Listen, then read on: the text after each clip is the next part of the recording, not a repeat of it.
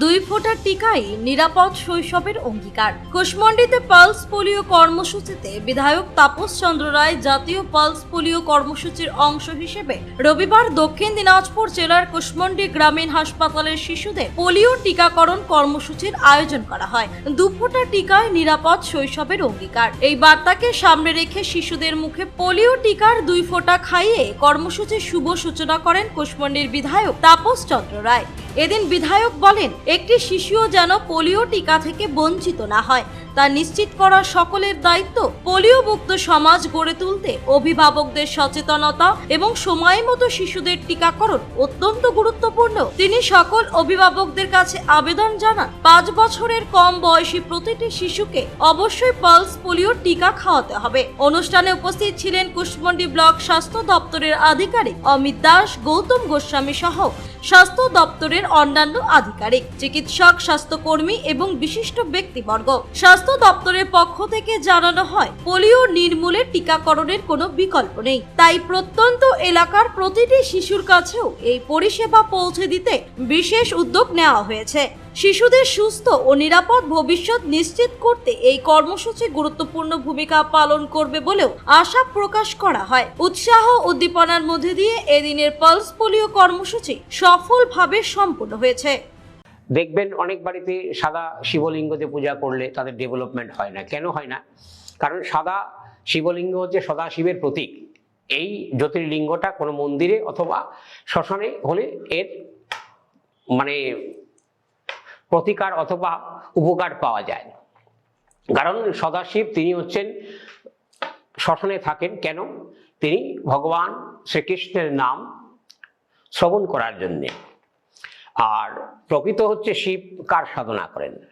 ভগবান বিষ্ণুর সাধনা করেন এবং বিষ্ণু কার সাধনা করেন? ভগবান শঙ্করের সাধনা করেন। অর্থাৎ শিব এবং শক্তি সমন্বয়ে মিলিত হয়।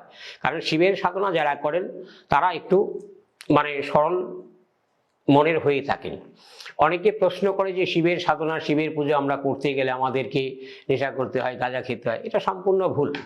কারণ ভগবান শঙ্কর কখনো এটা সমাজগত কথা ভাবে।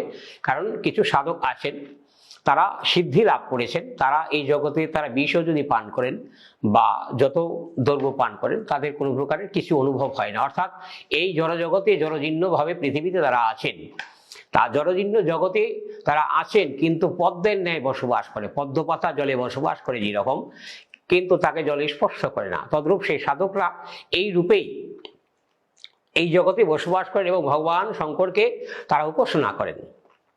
এবং বিশেষ করে নাগা সন্ন্যাসী সম্প্রদায়েরা ভগবান শঙ্করের উপাসক হয়ে থাকেন, বা অঘরতন্ত্রে যারা আছেন, অঘরী সন্ন্যাসী যারা আছেন তারা শিবের উপাসক হয়ে থাকেন।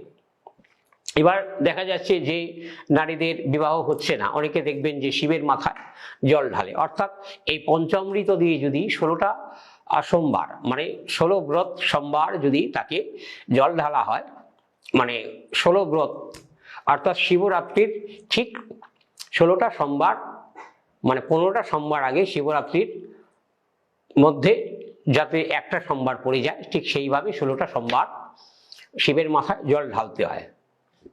পঞ্চামৃত আমি তো কিছুক্ষণ আগে বলেই গেলাম। পঞ্চামৃত অর্থাৎ দুধ, ঘি, তারপরে গঙ্গা জল। এবার ভগবান শঙ্করকে কোনো প্রকার তুলসী পত্র দেয়া যায় না।